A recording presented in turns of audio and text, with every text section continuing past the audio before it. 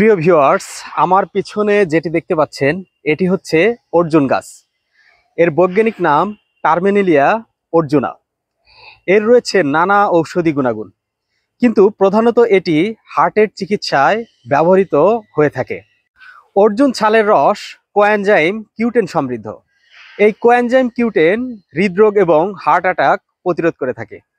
আর এর বাকলের রস কোলেস্টেরল কমায় এবং রক্তচাপ নিয়ন্ত্রণ করে থাকে। অর্জুনের ছাল বেটে রস খেলে হৃৎপিণ্ডের পেশি শক্তিশালী হয় এবং হৃদযন্ত্রের ক্ষমতা বাড়ে।